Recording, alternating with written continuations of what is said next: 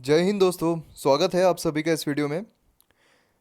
अब इस वीडियो में हम हाई कोर्ट देखेंगे। सुप्रीम कोर्ट हमने ऑलरेडी कवर कर लिया है, इसलिए हाई कोर्ट जो है वो फटाफट कवर हो जाएगा। तो अभी अभी ताज़ा ताज़ा आपको सुप्रीम कोर्ट जो है वो याद होगा, इसलिए हाई कोर्ट भी फटाफट ले लेते हैं, जिससे कि छोटे मोटे जो माइन्यूट चेंजेस है हाई कोर्ट और सुप्रीम कोर्ट में वो हमें पता चल जाएंगे। और उस तरीके से जो भी एग्ज़ाम्स आ रही है स्टेट पीएससीज जो अभी अप्रैल से शुरू हो रही है, तो उसमें भी आपको बहुत काम आएगा। क्योंकि हाल ही में जो इम्पीचमेंट प्रोसेस है, जो भी रिमूवल प्रोसेस है, जो जजेस है सुप्रीम कोर्ट के हो हाई कोर्ट के हो, अब जैसे जो हमारे सुप्रीम कोर्ट के चीफ जस्टिस ऑफ इंडिया है दीपक मिश्रा साहब, तो उनके अगेंस्ट में भी यहाँ पर जो रिमूवल प्रोसेस है वो इनिशिएट करने की बात चल रही है। तो 20 लोगों ने तो अब तक साइन भी कर दिया है, ऐसा सुनने में आ रहा है। तो इस तरीके से ये काफ़ी इंपॉर्टेंट हो जाता है। जो भी रिमूवल प्रोसेस है जजेस ऑफ सुप्रीम कोर्ट, जजेस ऑफ हाई कोर्ट, दोनों के सेम ही होते हैं। तो इसलिए हम जो सुप्रीम कोर्ट हाई कोर्ट है फटाफट ले लेते हैं, जिससे कि जो भी क्वेश्चंस आएंगे सुप्रीम कोर्ट हाई कोर्ट पर वो हम इजीली सॉल्व कर पाएंगे हमारे एग्जाम में। तो शुरू करते हैं। इसे प्रेजेंट करूंगा मैं, मयूर मोगरे। तो आप मुझे फेसबुक पर फॉलो कर सकते हो मयूर मोगरे इस नाम से। कोई भी क्वेरीज है आप फेसबुक पर मैसेज कर सकते हो। इंस्टाग्राम पर फॉलो कर सकते हो, आप इंस्टाग्राम पर मैसेज कर सकते हो कोई भी क्वेरीज हो तो। और अगर आपको पीडीएफ चाहिए तो आप टेलीग्राम पर फॉलो कर सकते हो, लिंक्स आपकी डिस्क्रिप्शन में दी हुई है। तो वीडियो पसंद आए तो शेयर ज़रूर कीजिए, बहुत मेहनत लगती है। और सब्सक्राइब भी कीजिए चैनल को। सबसे पहले यहाँ पर हम देखेंगे इंडियन जुडिशरी के बारे में। जो हमने लास्ट सुप्रीम कोर्ट जो वीडियो है उसमें हमने देखा था कि इंडियन जुडिशरी को मैंने इस तरीके से डिवाइड किया था, जैसे कि सबसे ऊपर मेरा वचन ही मेरा शासन। मतलब यहाँ क्या है, ये सुप्रीम अथॉरिटी है। जो भी डिसीजन लिया जाएगा, फाइनल डिसीजन जो रहेगा वो बाहुबली की जो माँ है इनके द्वारा लिया जाएगा। इसलिए यहाँ पर ये बोल रही है मेरा वचन ही है मेरा शासन। तो इस तरीके से यहाँ पर हमने जो इन्हें सुप्रीम कोर्ट की जो उपाधि है वो दी थी। तो इस तरीके से हमने सुप्रीम कोर्ट जो है वो लास्ट वीडियो में पूरा कवर कर चुके हैं हम। तो इस वीडियो में हम जो हाई कोर्ट है इनके बारे में देखेंगे, और फिर जो बाहुबली है बाहुबली को इस वीडियो में देखेंगे। उसके बाद जो कटप्पा है, कटप्पा को हम नेक्स्ट वीडियो में देखेंगे, जो कि सबॉर्डिनेट कोर्ट्स में आते हैं। तो इस तरीके से अब यहाँ पर जय महेशमती, बाहुबली, इनके बारे में हम यहाँ पर जानने की कोशिश करते हैं। मतलब कि हम हाई कोर्ट के बारे में जानने की कोशिश करते हैं। यहाँ पर हाई कोर्ट जो है, अब देखिए यहाँ पर हमने सुप्रीम कोर्ट में काफ़ी डिटेल में सब कुछ लिया है, इसलिए यहाँ पर जो भी मैंने सुप्रीम कोर्ट में ऑलरेडी कवर किया है वो मैं हाई कोर्ट में यहाँ पर कवर नहीं करूँगा। जो भी यहाँ पर नई चीज़ें आएगी वो सब मैं यहाँ पर कवर करूँगा। लेकिन ऐसा नहीं है कि आप पहली बार हाई कोर्ट ये देख रहे हो, अगर आपने सुप्रीम कोर्ट नहीं देखा है तो आपको ये समझ में नहीं आएगा, ऐसी भी बात नहीं है। यहाँ पर हाई कोर्ट भी मैं उसी तरीके से समझाऊंगा जिस तरीके मैंने सुप्रीम कोर्ट समझाया है। लेकिन कुछ चीज़ें ऐसी होती है जो सुप्रीम कोर्ट में डिटेल में मैंने ली है, वो यहाँ पर उतने डिटेल में मैं यहाँ पर नहीं लूँगा। तो अगर आपने सुप्रीम कोर्ट नहीं देखा है तो पहले प्लीज़ वो देख लीजिए, क्योंकि वो बेस है। अगर वो आपको समझ में आ गया है तो हाई कोर्ट समझने में आपको ज़्यादा तकलीफ नहीं जाएगी। तो institution of high court originated in India 1862। अब यहाँ पर ये ओरिजिनेट कब हुआ था, तो 1862 में ओरिजिनेट हुआ था। और हाई कोर्ट जो है सेटअप किए गए थे कलकत्ता, बॉम्बे और मद्रास में। अब अगर आप भारत का जो मैप है वो अगर आप देखोगे, तो रफ मैप मैं यहाँ पर निकाल रहा हूँ। तो यहाँ पर अगर आप मैप देखोगे तो सबसे पहले जो अंग्रेज़ थे उन्होंने हर चीज़, भले ही वो बैंक हो, भले ही वो कोर्ट्स हो, तो उस तरीके से उन्होंने असेंडिंग ऑर्डर जो ऊपर से नीचे तक होता है, नॉर्थ से साउथ में ही उन्होंने ओपन किए थे। जैसे कि कोलकाता, उसके बाद बॉम्बे, उसके बाद मद्रास। तो इस तरीके से उन्होंने जो बैंक है वो भी इसी तरीके से ओपन किए थे, जो कोर्ट है वो भी इसी तरीके से ओपन किए थे। तो ऐसे सीक्वेंस ऑर्डर में लगाने के लिए आता है कि हाई कोर्ट जो है वो किस तरीके से लाए गए थे। तो कलकत्ता, बॉम्बे, मद्रास इस तरीके से लाए गए थे। उसके बाद 1866 में फोर्थ हाई कोर्ट जो है वो स्टैब्लिश किया गया था इलाहाबाद में। अब ये जो कोर्स ऑफ टाइम हुआ था, each province in British India came to have its own high court. अब यहाँ पर जो ईच प्रोविंसेस थे उनके अपने खुद के हाई कोर्ट यहाँ पर बनना शुरू हो गए थे। अब हाई कोर्ट जो है became the high court for corresponding states. अब यहाँ पर जो भी स्टेट्स थे उनके करस्पॉन्डिंग स्टेट्स के वो हाई कोर्ट बन गए, जितने भी प्रोविंसेस में हाई कोर्ट बने थे। तो इस तरीके से यहाँ पर अब जो हमारा संविधान है, हमारा जो कॉन्स्टिट्यूशन है, उन्होंने ऐसा कहा था कि हर स्टेट में हाई कोर्ट जो है वो होना चाहिए। अब अगर आप इकोनॉमिकली देखोगे या फिर ऐसे भी देखोगे, जो काफ़ी ऐसे यूनियन टेरिटरीज है जहाँ पर पॉपुलेशन जो है बहुत ही कम होती है, तो वहाँ पर हाई कोर्ट अगर हम लाते हैं तो इकोनॉमिकली भी बेनिफिशियल नहीं रहेगा, और वहाँ पर जितनी भी चीज़ें होती है उस तरीके से बेनिफिशियल नहीं रहेगा। इतना इंफ्रास्ट्रक्चर जो है वहाँ पर डेवलप करो। तो इसलिए उसके बाद ऐसा हुआ कि सेवन्थ अमेंडमेंट जो एक्ट हुआ 1956 का, उसमें ऐसा बोला गया है, ऑथोराइज किया गया पार्लियामेंट ने, कि कॉमन हाई कोर्ट भी यहाँ पर दो या दो से ज़्यादा स्टेट्स के लिए या फिर यूनियन टेरिटरीज के लिए यहाँ पर हम ला सकते हैं। मतलब ऐसा ज़रूरी नहीं है कि हर स्टेट के लिए यहाँ पर हाई कोर्ट रहेगा, जैसा कि हमारे कॉन्स्टिट्यूशन में बोला गया है। 1956 का जो सेवन कॉन्स्टिट्यूशनल अमेंडमेंट एक्ट था उसमें पार्लियामेंट ने ऑथोराइज किया कि दो या दो से ज़्यादा स्टेट्स उनके लिए कॉमन हाई कोर्ट या फिर यूनियन टेरिटरीज जो होती है उनके लिए कॉमन हाई कोर्ट यहाँ पर हम स्टैब्लिश कर सकते हैं। उसके बाद टेरिटोरियल ज्यूरिसडिक्शन जो रहेगा हाई कोर्ट का वो को टर्मिनस रहेगा with the territory of the state. मतलब फॉर एग्जांपल यहाँ पर अगर अंडमान निकोबार आइलैंड उसके साथ अगर हम वेस्ट बंगाल का जो हाई कोर्ट रहेगा अगर उसके साथ यहाँ पर अटैच करते हैं तो यहाँ पर जो वेस्ट बंगाल का हाई कोर्ट रहेगा उसकी टेरिटोरियल ज्यूरिसडिक्शन में अंडमान निकोबार भी आएगा। तो इस तरीके से यहाँ पर कॉमन हाई कोर्ट जो है हम बना सकते हैं एग्जाम्पल के तौर पर। और उसी के साथ साथ territorial jurisdiction of common high court is coterminus with the territories of the concern state and union territories. जैसा मैंने अभी आपको बताया कि अगर कोई महाराष्ट्र का हाई कोर्ट है तो वो महाराष्ट्र के टेरिटोरियल ज्यूरिसडिक्शन में आएगा, बराबर है। महाराष्ट्र में जो कुछ भी यहाँ पर प्रॉब्लम्स क्रिएट हो गए उस पर टेरिटोरियल ज्यूरिसडिक्शन किसका रहेगा, तो हाई कोर्ट का रहेगा, महाराष्ट्र के हाई कोर्ट का। लेकिन उसी के साथ जैसा मैंने अभी आपको बताया वेस्ट बंगाल का कोई हाई कोर्ट है तो अंडमान निकोबार का अगर उसमें आता है, अगर ये कॉमन हाई कोर्ट है दोनों का, तो जो वेस्ट बंगाल का हाई कोर्ट रहेगा उसके टेरिटोरियल ज्यूरिसडिक्शन में जो अंडमान निकोबार है वो भी आएगा। अब यहाँ पर एट प्रेजेंट 24 हाई कोर्ट्स है। अब अगर आप देखोगे तो स्टेट्स कितने हैं, 29 स्टेट्स हैं एंड 7 यूनियन टेरिटरीज है। लेकिन यहाँ पर हाई कोर्ट जो है वो सिर्फ 24 है। मतलब ऑब्वियस है कि यहाँ पर कॉमन हाई कोर्ट जो है बनाए गए हैं 2 या 2 से ज़्यादा स्टेट्स के लिए। 4 कॉमन हाई कोर्ट्स है।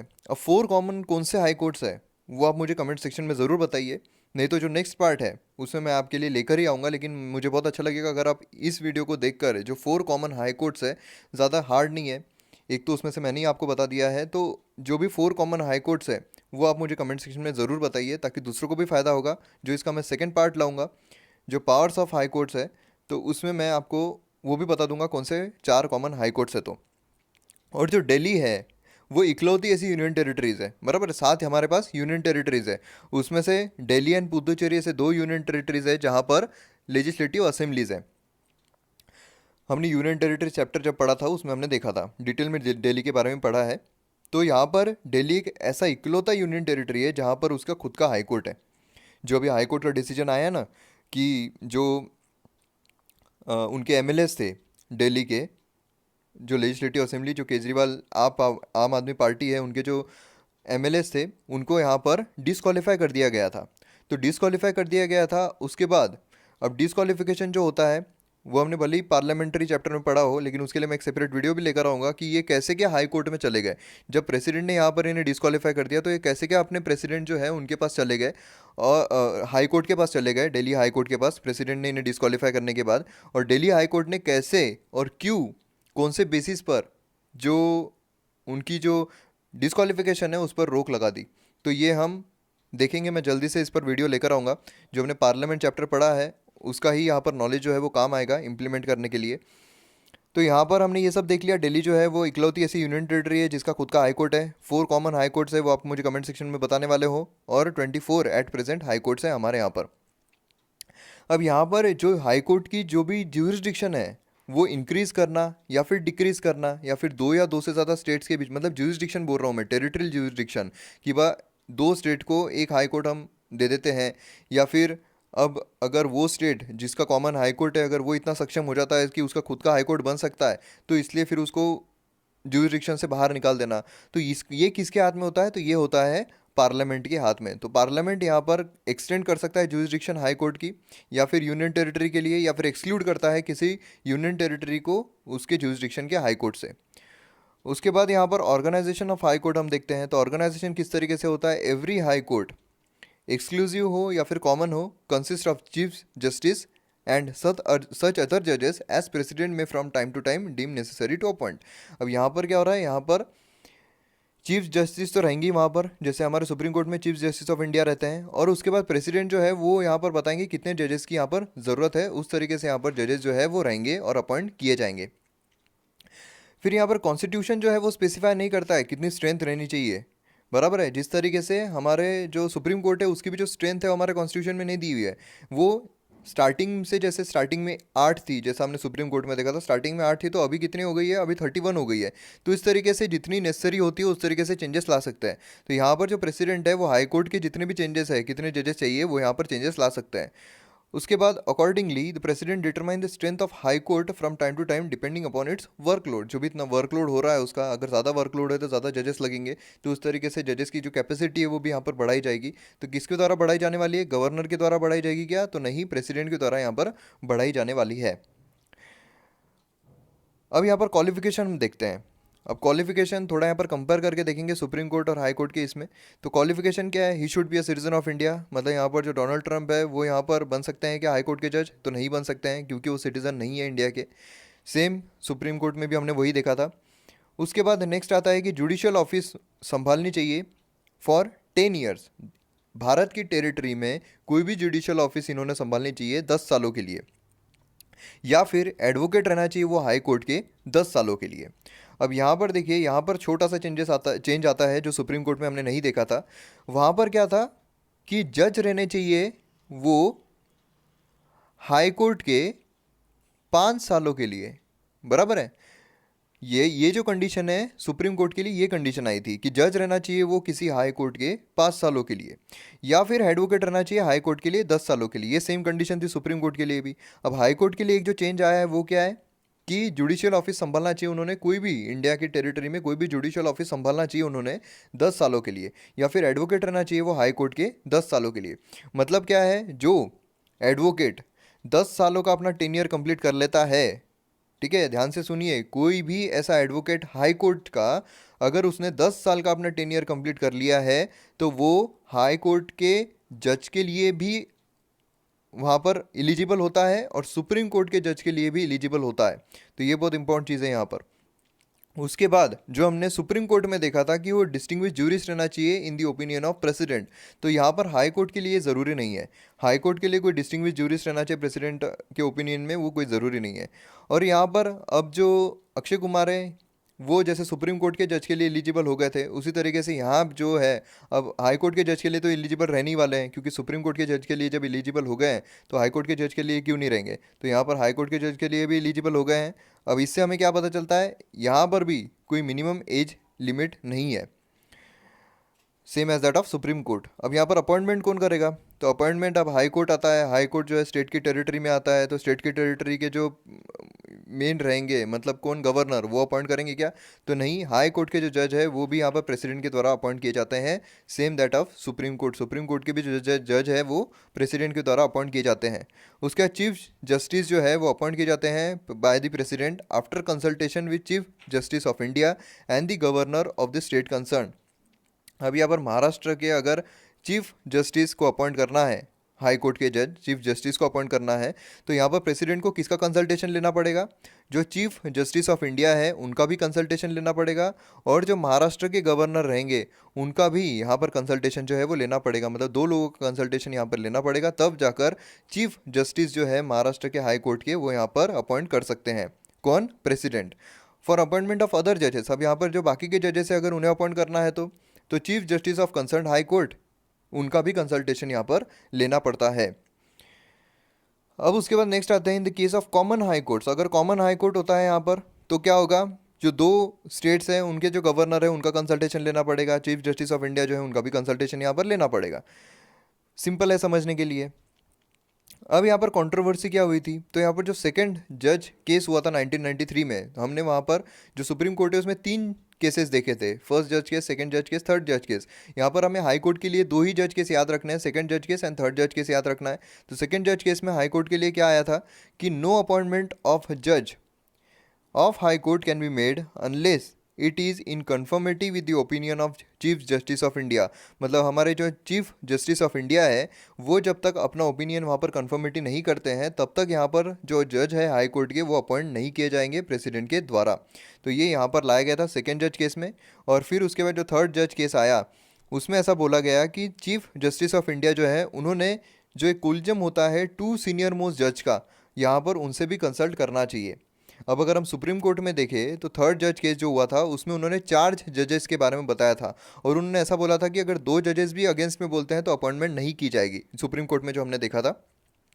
कंपेयर इसलिए कर रहे हैं ताकि आपका रिवीजन भी हो जाए सुप्रीम कोर्ट के जज के साथ। और अगर आप सीधे ये देख रहे हो तो आप जब सुप्रीम कोर्ट फिर से पढ़ोगे तो उसमें आपको याद रहेगा डिफ्रेंशिएट करने के लिए क्या अलग है करके। तो यहाँ पर थर्ड जज केस में यहाँ पर 2 सीनियर मोस्ट जज ही यहाँ पर देखने हैं हाई कोर्ट के लिए, लेकिन सुप्रीम कोर्ट के लिए 4 सीनियर मोस्ट जज थे। तो ये आपको ध्यान में रखना है। उसके बाद नेक्स्ट हम यहाँ पर आते हैं ओथ। तो देखिए ओथ जो है वो सुप्रीम कोर्ट जज की और हाई कोर्ट जज की एकदम सेम होती है, कोई भी डिफरेंस नहीं है यहाँ पर।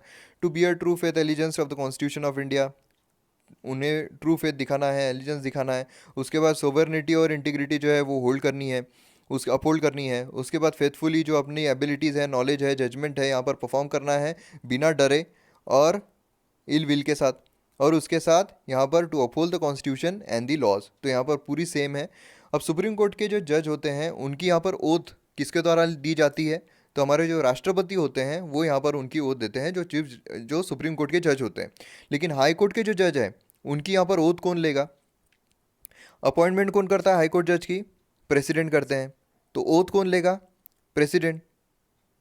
गलत है, प्रेसिडेंट नहीं लेते हैं। यहाँ पर जो गवर्नर है स्टेट के वो यहाँ पर जो ओथ है वो दिलाते हैं। अगर गवर्नर अवेलेबल नहीं है तो गवर्नर के द्वारा यहाँ पर किसी को भी अपॉइंट किया जाएगा। गवर्नर यहाँ पर अपॉइंट करेंगे उनके बिहाफ में जिनके सामने ओथ ली जाएगी।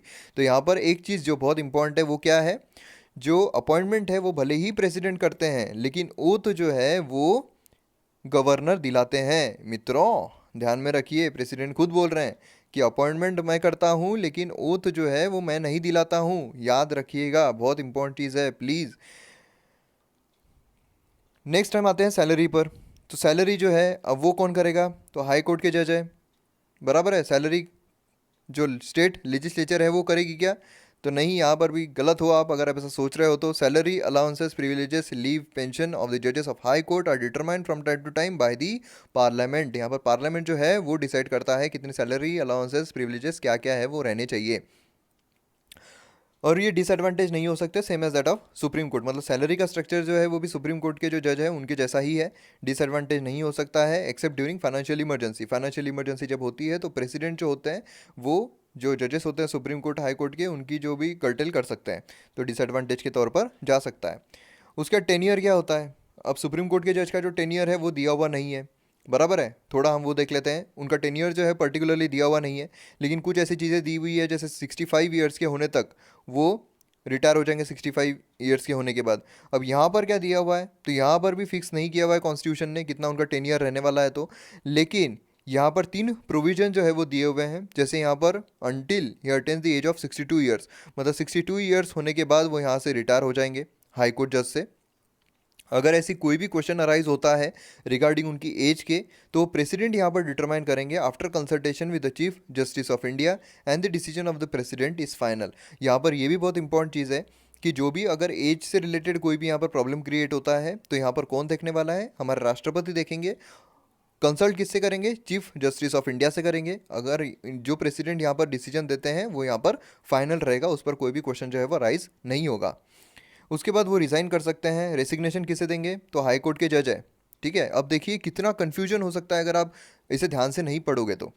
3 चीज़ें बहुत इंपॉर्टेंट हैं यहाँ पर। पहली चीज़ अपॉइंटमेंट, तो अपॉइंटमेंट कौन करते हैं? तो हमारे राष्ट्रपति करते हैं, प्रेसिडेंट करते हैं। ओथ, ओथ किसके सामने ली जाती है? तो गवर्नर के सामने ली जाती है। उसका रेसिग्नेशन, रेसिग्नेशन किसके पास देंगे? तो देखिए जो अपॉइंट करता है उसी के पास रेसिग्नेशन यहाँ पर दी जाएगी, इसलिए प्रेसिडेंट के पास रेसिग्नेशन दी जाएगी ना कि गवर्नर के पास। तो ये 3 चीज़ें बहुत इंपॉर्टेंट है यहाँ पर याद रखने के लिए, कन्फ्यूजन नहीं होना चाहिए। पूरा क्रिस्टल क्लियर तरीके से मैंने आपको समझा दिया है तो आपके दिमाग में पूरा घुस गया होगा ऐसा मैं समझता हूँ। तो इसी के साथ हम आगे बढ़ते हैं। तो रेसिग्नेशन किसे देंगे वो? तो प्रेसिडेंट के पास देने वाले हैं। ये भी पूछ सकते हैं आपको, क्यों? मैं बताता हूँ। क्योंकि ऐसा बहुत बार हुआ है कि जो रिमूवल प्रोसेस है, जैसे अभी अगर हम देखते हैं तो हमारे जो चीफ जस्टिस है उन्होंने, एक ऐसे जज है उनका नाम आपको कमेंट सेक्शन में बताना है, कि उन्हें बोला है कि हम यहाँ पर आपके अगेंस्ट में रिमूवल प्रोसेस जो है वो शुरू कर देंगे, इससे अच्छा है कि आप यहाँ पर रेसिग्नेशन दे दीजिए। लेकिन यहाँ पर जो वो जज है उन्होंने रेसिग्नेशन देने से मना कर दिया है, इसलिए चीफ जस्टिस जो है उन्होंने बोला है कि यहाँ पर हम रिमूवल प्रोसेस जो है वो इनिशिएट करने वाले हैं। लेकिन इत्तेफाक से जो हमारे चीफ जस्टिस हैं उनके ही अगेंस्ट में यहाँ पर रिमूवल प्रोसेस जो है वो इनिशिएट हो सकता है, कंफर्म नहीं है लेकिन हो सकता है। तो इस तरीके से यहाँ पर आपको इनका जो नाम है वो बताना है, काफ़ी न्यूज़ में थे हाल ही में। तो डायरेक्ट क्वेश्चन भी आ सकता है जो स्टेट पीएससी है उसमें, इसलिए आपको यहाँ पर इनका नाम बताना है। हाई कोर्ट के जज है, काफ़ी कंट्रोवर्शियल यहाँ पर रहे हैं वो, तो उनके अगेंस्ट में यहाँ पर रेसिग्नेशन देने की बात हो रही है। और ऐसे काफ़ी जजेस हैं जिनके अगेंस्ट में रिमूवल प्रोसेस जो है वो इनिशिएट हो रहा था, इसलिए उन्होंने अपना रेसिग्नेशन जो है वो दे दिया था। तो इस तरीके से यहाँ पर रेसिग्नेशन जो है वो प्रेसिडेंट के पास देते हैं, बहुत इंपॉर्टेंट चीज़ है, इसलिए पूछ सकते हैं। और वो रिमूव भी किए जा सकते हैं फ्रॉम हिज ऑफिस बाय। अब रिमूव कौन करेगा, तो ऑब्वियस है कि यहाँ पर जो प्रेसिडेंट है वो रिमूव करेंगे। और रिमूव कैसे करने वाले हैं, bye recommendation of the parliament. तो यहाँ पर भी पार्लियामेंट की अनुमति लगेगी, ना कि स्टेट लेजिस्लेचर की लगेगी। तो यहाँ पर देखिए, अब हाई कोर्ट जो है उसके बीच में जो स्टेट लेजिस्लेचर है वो बिल्कुल आता ही नहीं है। सिर्फ गवर्नर आते हैं, वो भी किस लिए आते हैं, सिर्फ ओथ दिलाने के लिए कि आप शपथ ले लीजिए, उसके लिए आते हैं। बाकी गवर्नर का और स्टेट लेजिस्लेचर का कोई रोल नहीं है, पार्लियामेंट और प्रेसिडेंट का ही यहाँ पर हर जगह रोल आता है। इसलिए बार बार बता रहा हूँ ताकि आपको कन्फ्यूजन ना हो, क्योंकि मुझे ऐसा लग रहा है कि 80 to 90% यहाँ पर जो स्टेट पीएससीज हो या फिर जो यूपीएससी हो उसमें क्वेश्चन इस पर आ सकता है, रिमूवल प्रोसेस। इसलिए मैं अब जो रिमूवल प्रोसेस है वो भी आपको डिटेल में समझाऊंगा। अब यहाँ पर हम देखते हैं, वैकेंट भी कर सकते हैं वो सीट अगर वो ट्रांसफ़र कर दिए जाते हैं किसी एक हाई कोर्ट से दूसरे हाई कोर्ट की तरफ, या फिर अपॉइंट किए जाते हैं सुप्रीम कोर्ट के जज के द्वारा, जज के तौर पर। अब यहाँ पर रिमूवल प्रोसेस देखते हैं हम। रिमूवल प्रोसेस जो है बहुत इंपॉर्टेंट है, गौर से देखिए। सुप्रीम कोर्ट की रिमूवल प्रोसेस, इसकी रिमूवल प्रोसेस सेम है, लेकिन फिर भी रिवीजन हो जाएगा आपका अगर आपने वो देखा है, तो इसे भी गौर से देखिए। जज of high court can be removed from his office by an order of president. President जो है उनके ऑर्डर से यहाँ पर निकाले जाते हैं। President can issue a removal order only after an address of the parliament. जब पार्लियामेंट का यहाँ पर एड्रेस आ जाएगा उसी के बाद ही जो प्रेसिडेंट है वो यहाँ पर अपना ऑर्डर जो है वो ला सकते हैं कि भाई रिमूव हो चुके हैं। अब कौन से ग्राउंड पर रिमूव हो सकते हैं, तो दो ग्राउंड पर रिमूव हो सकते हैं, same as that of supreme court के जज। दो कौन से हैं, तो मिस बिहेवियर एंड इनकैपेसिटी। तो इस तरीके से क्वेश्चन भी आ सकता है कि कौन कौन से ग्राउंड पर जजेज ऑफ हाई कोर्ट रिमूव हो सकते हैं। तो इंसॉल्वेंसी, दूसरी भी चीज़ें दे सकते हैं, मिस बिहेवियर, इनकैपेसिटी। तो 1 2 3 2 3 4 2 3 इस तरीके से पूछ सकते हैं। तो मिस बिहेवियर एंड इनकैपेसिटी ये दो ही चीज़ों पर निकाल सकते हैं, ये आप ध्यान में रखिए। उसके बाद जजेस इंक्वायरी एक्ट 1968 के द्वारा यहाँ पर जो प्रोसेस लाई गई है वो हम फिर से यहाँ पर जानने की कोशिश करते हैं, जो हमने सुप्रीम कोर्ट के जज के रिमूवल के टाइम पे भी देखी थी। तो removal motion sign by 100 members in case of Lok. मतलब यहाँ पर क्या है, अगर लोकसभा में इनिशिएट होता है तो यहाँ पर 100 लोगों की साइन लगेगी, और अगर राज्यसभा में इनिशिएट होता है तो 50 लोगों की जो है वो साइन लगेगी। मतलब देखिए, अब यहाँ पर जो चीफ जस्टिस ऑफ इंडिया है उनका अगर यहाँ पर रिमूवल प्रोसेस शुरू हो रहा है, तो यहाँ पर अगर वो लोकसभा के जो मेंबर्स हैं वो इनिशिएट करना चाहते हैं, तो यहाँ पर उनको 100 लोगों की साइन जो है वो लानी पड़ेगी। लेकिन अगर राज्यसभा में इनिशिएट होता है तो 50 लोगों की ही साइन उन्हें लानी पड़ेगी। तो इस तरीके से यहाँ पर होने वाला है। अब यहाँ पर एग्जाम्पल के तौर पर हम समझने की कोशिश करते हैं, तो यहाँ पर लोकसभा में इनिशिएट हो रहा है, तो लोकसभा में जैसे मोदी जी ने इनिशिएट किया है, तो मोदी जी बोलेंगे मैडम, क्योंकि किन के पास देना पड़ता है, तो स्पीकर के पास देना पड़ता है। और स्पीकर हमारे यहाँ पर कौन है, तो हाल ही में एट प्रेजेंट सुमित्रा मैडम जो है वो यहाँ पर स्पीकर है। और जो चेयरमैन है वो कौन होते हैं, तो हमारे वाइस प्रेसिडेंट जो है वो चेयरमैन होते हैं, वेंकैया नायडू साहब जो है वो चेयरमैन है। तो इस तरीके से ये बोल रहे हैं कि मैडम ये लीजिए, 100 लोगों ने साइन कर दिया है, जज को रिमूव करना है। अब यहाँ पर जो स्पीकर है वो यहाँ पर एक्सेप्ट भी कर सकते हैं या फिर रिजेक्ट भी कर सकते हैं, बराबर है। जैसे कि ये बोल रही है आई कैन आइदर एक्सेप्ट और रिजेक्ट, लेकिन यहाँ पर मोदी जी ने दिया है इसलिए किसी में हिम्मत नहीं है कि उनका रिजेक्ट कर सके, तो उन्होंने एक्सेप्ट कर लिया। अब एक्सेप्ट करने के बाद क्या होगा, एक्सेप्ट करने के बाद यहाँ पर 3 मेंबर की कमेटी यहाँ पर बनाई जाएगी। अब 3 मेंबर की कमेटी में कौन रहने वाले हैं, तो सबसे पहले रहेंगे चीफ जस्टिस ऑफ इंडिया या फिर जज ऑफ सुप्रीम कोर्ट। ठीक है, चीफ जस्टिस ऑफ इंडिया या फिर जज ऑफ सुप्रीम कोर्ट। नेक्स्ट यहाँ पर रहेंगे chief justice of high court. ठीक है, उसके बाद तीसरे रहेंगे डिस्टिंग्विश्ड जूरिस्ट। तो इस तरीके से 3 मेंबर की कमेटी यहाँ पर रहेगी। अब रिमूवल प्रोसेस इतना न्यूज़ में चल रहा है कि यहाँ पर 3 मेंबर की कमेटी जो है वो भी यहाँ पर पूछ सकते हैं कि 3 मेंबर की कमेटी में कौन कौन आते हैं। तो ऐसा दे सकते हैं वो कि चीफ जस्टिस ऑफ इंडिया और जज ऑफ सुप्रीम कोर्ट। दूसरा ऑप्शन रहेगा chief justice of high court और जज of high court, chief justice और जज ऑफ हाई कोर्ट, ऐसा भी बोल सकते हैं। और डिस्टिंग्विश जूरीज, तो आपको सेकंड ऑप्शन इलिमिनेट करना पड़ेगा, क्योंकि वहाँ पर सिर्फ chief justice of high court है, ना कि जज ऑफ हाई कोर्ट। वहाँ पर जज नहीं रहने वाले हाई कोर्ट के, ये बात आपको ध्यान में रखनी है। उसके बाद नेक्स्ट हम यहाँ पर आते हैं, अगर ये 3 मेंबर की कमेटी ने गिल्टी साबित कर देती है कि हाँ इन्होंने मिसबिहेवियर किया है, कि हाँ ये इनकैपेसिटी है, तो यहाँ पर फिर रोल आएगा सॉरी। फिर यहाँ पर रोल जो है वो आता है हमारे पार्लियामेंट का। फिर यहाँ पर मोदी जी बोलेंगे आली रे आली आता माझी बारी आली। अब ये पास होता है अगर स्पेशल मेजोरिटी के साथ दोनों हाउसेस में, तो यहाँ पर स्पेशल मेजोरिटी मतलब क्या आती है? स्पेशल मेजोरिटी मतलब 2/3 ऑफ प्रेजेंट एंड वोटिंग। अब ये जो स्पेशल मेजोरिटी है ये मैंने डिटेल में आपको अमेंडमेंट ऑफ द कॉन्स्टिट्यूशन में सिखाया है, चैप्टर 10 में। डिस्क्रिप्शन में मैं लिंक दे दूंगा, तो उसमें से आप देख सकते हो, या फिर यहाँ पर जो साइड में आपको एरो दिखेगा यहाँ पर भी आपको दिखेगा जो लिंक है उसकी, तो उस पर आप क्लिक करके देख सकते हो कॉर्नर पर। वो वीडियो देख लीजिए, उसमें आपको जितनी भी मेजोरिटीज़ है वो आपको समझ में आ जाएगी। स्पेशल मेजोरिटी चाहिए यहाँ पर बोथ दी हाउसेस में। मतलब क्या है कि यहाँ पर लोकसभा में अगर 2/3 ऑफ प्रेजेंट एंड वोटिंग से पास होता है, उसके बाद वो राज्यसभा में भेजा जाएगा। राज्यसभा में भी 2/3 ऑफ प्रेजेंट एंड वोटिंग से पास हो जाता है। उसके बाद जो हमारे प्रेसिडेंट है, राष्ट्रपति, बोलेंगे कि हाँ अब ये ऑर्डर पास करेंगे कि रिमूव हो चुके हैं। तो इस तरीके से रिमूवल प्रोसेस होती है जज की, तो ये भी बहुत इंपॉर्टेंट है। अब यहाँ पर आते हैं एक्टिंग चीफ जस्टिस। जैसा कि सुप्रीम कोर्ट में भी acting chief justice of India रहते थे, तो वो भी प्रेसिडेंट जो है वो अपॉइंट करते थे। यहाँ भी प्रेसिडेंट जो है वो अपॉइंट करेंगे जज of high court as a acting chief justice. अब कब अपॉइंट करेंगे? जो भी हाई कोर्ट के जज है उनमें से ही ये अपॉइंट करेंगे as a chief justice of high court. अब कब अपॉइंट करेंगे? सेम जो प्रोसेस थी, अगर वो वैकेंट होती है सीट, उसके बाद अगर वो अपसेंट होते हैं या फिर अपनी ड्यूटीज़ परफॉर्म करने के लिए अनेबल होते हैं, तो ये 3 कंडीशंस है। उसके बाद एडिशनल एक्टिंग जजेस। अब एडिशनल और एक्टिंग जजेस कब रहेंगे? यहाँ पर प्रेसिडेंट जो है वो अपॉइंट करते हैं अगर कोई क्वालिफाइड हो एज एडिशनल जज of high court for temporary period. 2 साल से ज़्यादा यहाँ पर नहीं रहना चाहिए। ये बहुत इंपॉर्टेंट चीज़ है। 2 साल के लिए, मैक्सिमम 2 साल के लिए यहाँ पर एडिशनली एक्टिंग जज जो है ये अपॉइंट करते हैं, हमारे राष्ट्रपति अपॉइंट करते हैं। कब अपॉइंट करते हैं? अब वो क्वालिफाई भी रहना चाहिए यहाँ पर जज ऑफ हाई कोर्ट के लिए। तो यहाँ पर कब अपॉइंट करते हैं? अगर वो टेम्पररी इंक्रीज बिजनेस जो होता है हाई कोर्ट का, अगर वो टेम्पररी पीरियड के लिए बहुत ज़्यादा इंक्रीज़ हो जाए, बहुत ज़्यादा वहाँ पर जो केसेस है वो आना शुरू हो जाए, उसके बाद अगर कोई वर्क जो है वो अगर ड्यू है वहाँ पर कोई भी वर्क, तो यहाँ पर हाई कोर्ट के लिए कोई एडिशनल या फिर एक्टिंग जज वहाँ पर लाए जाते हैं ताकि जो वर्क है फटाफट वर्कलोड जो है वो ख़त्म हो जाए। उसके बाद यहाँ पर आते हैं कि प्रेसिडेंट जो है वो अपॉइंट कर सकते हैं duly qualified person as acting जज of high court when the जज of that high court other than chief justice is. अब यहाँ पर क्या होता है?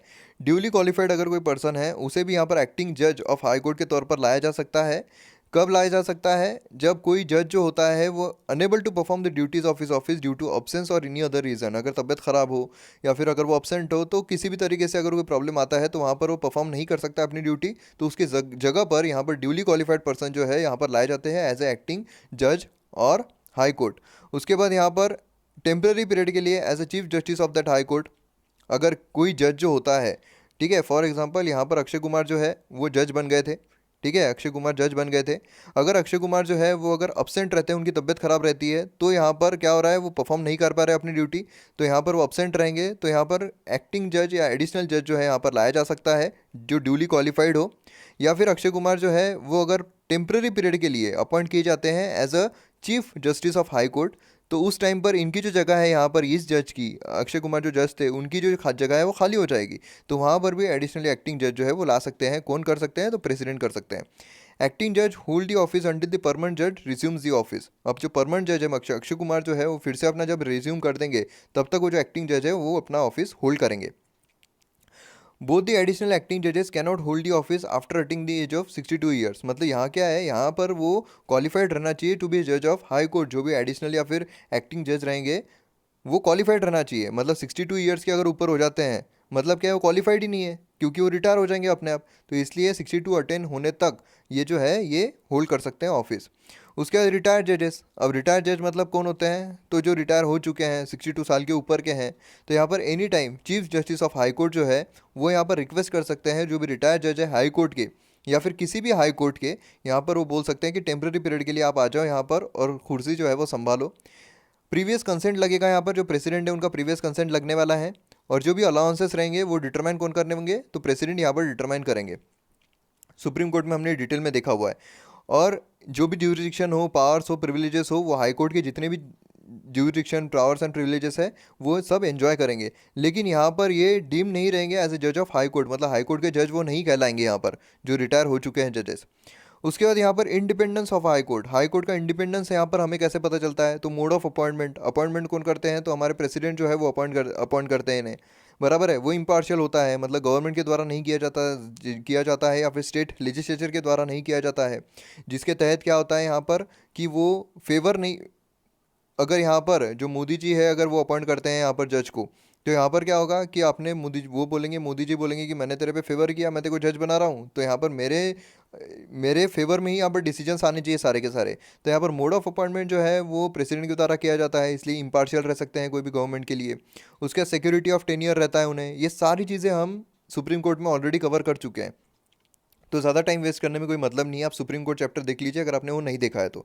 सिक्योरिटी ऑफ टेन्योर होता है उनके पास, 62 ईयर्स तक होने तक उन्हें कोई निकाल नहीं सकता है, या फिर जो रिमूवल प्रोसेस है उनका बहुत हार्ड होता है, जैसे कि आपने देखा है कि कमिटीज़ ही बिठाई जाती है, उसके बाद स्पेशल मेजोरिटी से दोनों हाउसेस में पास होना चाहिए, इसलिए अभी तक कोई जज जो है वो रिमूव नहीं हो पाया है। तो सिक्योरिटी ऑफ टेन्योर होता है उनके पास, इसलिए वो इम्पार्शियल तरीके से काम कर सकते हैं। उसके बाद फिक्स सर्विस कंडीशंस होती है, जो भी कंडीशंस है उनके पास फिक्स दी हुई होती है कि इस तरीके से आपको काम करना है, इस तरीके से आपको जुडिशरी के हिसाब से काम करना है, कॉन्स्टिट्यूशन के हिसाब से काम करना है। Expenses charge on the consolidated fund of state. अब देखिए यहाँ पर क्या होता है, जो पेंशन्स होते हैं वो पार्लियामेंट के द्वारा दिए जाते हैं, बराबर है, कंसोलिडेटेड फंड ऑफ इंडिया में से निकलते हैं, लेकिन जो सैलरी एंड अलाउंसेस है वो यहाँ पर कंसोलिडेटेड फंड ऑफ स्टेट के द्वारा दिए जाते हैं। तो यहाँ पर चार्ज होते हैं, वो चार्ज मतलब क्या है कि वोट नहीं किया जाता है उस पर, सिर्फ डिस्कस किया जा सकता है। हमने बहुत डिटेल में बहुत बार देखा है कि expenses charge on the concern fund and made on the concern fund, made जब होते हैं तब वो वोटेबल होते हैं, चार्ज जो होते हैं वो नॉन वोटेबल होते हैं। उसके बाद कंडक्ट ऑफ जजेस कैनॉट बी डिस्कस, जो भी कंडक्ट किया जाता है, जो भी वहाँ पर डिसीजंस लेते हैं वो डिस्कस नहीं कर सकते हैं कि आपने डिसीजन जो है वो गलत किया है, आपने ये किया है वो किया है, वैसा कुछ नहीं कर सकते। Ban on practice after retirement, अब जब रिटायर हो जाते हैं उसके बाद वो बैन हो जाता है प्रैक्टिस। अब 62 साल में जो है वो रिटायर होते हैं, लेकिन वो 62 साल के बाद वो 65 साल के होने तक वो सुप्रीम कोर्ट के जो जज है वो तौर पर जा सकते हैं, बराबर है। लेकिन यहाँ पर वो दूसरे कहीं गवर्नमेंट ऑफिस में काम नहीं कर सकते हैं। मतलब क्या रहेगा कि इनको किसी का फेवर नहीं रहेगा, इसके बाद इनको पता है कि मेरे को घर पे ही बैठना है, मेरे को कहीं काम मिलने वाला है नहीं, तो मैं घर पे बैठूंगा, और ये भी इंडिया के टेरिटरी में ही होगा। नहीं तो जो बाहर के होते हैं जैसे इंटरनेशनल कोर्ट ऑफ जस्टिस, तो वहाँ पर वो जा सकते हैं जज बन के। जो इंडिया की टेरिटरी है वहाँ पर वो काम नहीं कर सकते, मतलब गवर्नमेंट ऑफ इंडिया जो है वहाँ पर उसके अंडर में कहीं काम नहीं कर सकते हैं। ये ध्यान में रखिए, ये भी पूछ सकते हैं। तो यहाँ पर इसलिए वो क्या करेंगे, वो गवर्नमेंट का फेवर क्यों करेंगे कि बाद में मेरे को काम आने नहीं वाले नहीं है गवर्नमेंट, तो मैं अभी क्यों फेवर करूँ इनका। तो इस तरीके से इम्पार्शियल तौर पर काम कर सकते हैं। फ्रीडम टू अपॉइंट स्टाफ, खुद के स्टाफ जो है खुद अपॉइंट कर सकते हैं।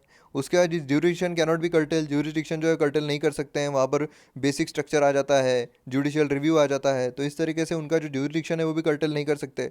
और जो सैलरी है वो भी डिसएडवांटेज पर नहीं ले जा सकते। उसका सेपरेशन फ्रॉम एग्जीक्यूटिव, एग्जीक्यूटिव से यहाँ पर सेपरेट होते हैं वो, बराबर है। ये सब डिटेल में हमने सुप्रीम कोर्ट चैप्टर में ऑलरेडी देखा हुआ है, तो यही वापस रिपीट करके यहाँ पर कोई मतलब है नहीं, टाइम वेस्ट है, तो आप सुप्रीम कोर्ट चैप्टर देख लीजिए। उसके बाद यहाँ पर पावर्स ऑफ हाई कोर्ट हम देखते हैं, तो पावर्स ऑफ हाई कोर्ट में यहाँ पर डिफरेंट डिफरेंट चीज़ें आती है, जैसे ओरिजिनल ज्यूरिडिक्शन जो हम सुप्रीम कोर्ट में भी देखा था, लेकिन ये सब अलग है यहाँ पर। उसके बाद रिट ज्यूरिडिक्शन आता है। रिट ज्यूरिडिक्शन जो है वो भी हमने कंपेयर देखा था सुप्रीम कोर्ट में, जब हमने देखा था हिबियस कॉर्पस, मेंटेमस, सर्चोररी, प्रोहिबिशन, कोवारंटो, तो वो सारी चीज़ें जो है वो भी डिटेल में यहाँ पर आएगी। उसके बाद appellate jurisdiction, supervisory jurisdiction, control over subordinate courts, उसके बाद पावर ऑफ जुडिशियल रिव्यू, उसके बाद कोर्ट ऑफ रिकॉर्ड। तो ये सारी चीज़ें हैं वो हम नेक्स्ट वीडियो में कवर करेंगे। अब यहाँ पर देखिए एक सिर्फ यहाँ पर चेंज आता है, जैसे यहाँ पर सुपरवाइजरी ज्यूरिडिक्शन है, बराबर है, हाई कोर्ट जो सुपरवाइज करता है, लेकिन जो सुप्रीम कोर्ट था वो एडवाइजरी था, प्रेसिडेंट को एडवाइस कर सकता था वो। तो ये यहाँ पर चेंज आता है। बाकी तो यहाँ पर मोस्ट प्रोबेबली सब कुछ सेम है, लेकिन यहाँ पर ओरिजिनल ज्यूरिडिक्शन में जैसे हमने वहाँ पर देखा था सुप्रीम कोर्ट के इसमें कि एक स्टेट ये और दो या दो से ज़्यादा स्टेट के बीच में कॉन्फ्लिक्ट होता है, तो लेकिन यहाँ पर मैरिज, डिवोर्स, ये सब के लिए ओरिजिनल रहता है, तो वो हम डिटेल में जो है वो नेक्स्ट वीडियो में देखेंगे। तो इस तरीके से हमारा जो हाई कोर्ट है वो पूरा ऑलमोस्ट पूरा कवर हो चुका है, सिर्फ पावर्स ऑफ हाई कोर्ट जो है वो बचा है, तो नेक्स्ट वीडियो में मैं लेकर आऊँगा। आपको क्या बताना है, आपको जज जो है जो काफ़ी कंट्रोवर्सी में रहे थे अभी हाल ही में, तो उनका नाम बताना है, और नेक्स्ट जो चार जो भी कॉमन हाई कोर्ट्स है उनके नाम आपको बताना है, कौन कौन से स्टेट या यूनियन टेरिटरी से रिलेटेड है वो कमेंट सेक्शन में बताइए। नेक्स्ट वीडियो में मैं आपको इसका जवाब जो है वो दे दूंगा। तो मिलते हैं अगले वीडियो में, शेयर जरूर कीजिए, वीडियो पसंद आता है तो सब्सक्राइब कीजिए चैनल को, और लाइक और कमेंट भी जरूर कीजिए। कमेंट करते हो तो मुझे पता चलता है आपको पसंद आ रहा है, तो प्लीज़ कमेंट कर दिया करो यार, और लाइक भी कर दिया करो, शेयर भी कर दिया करो। तो मिलते हैं अगले वीडियो में, जय हिंद।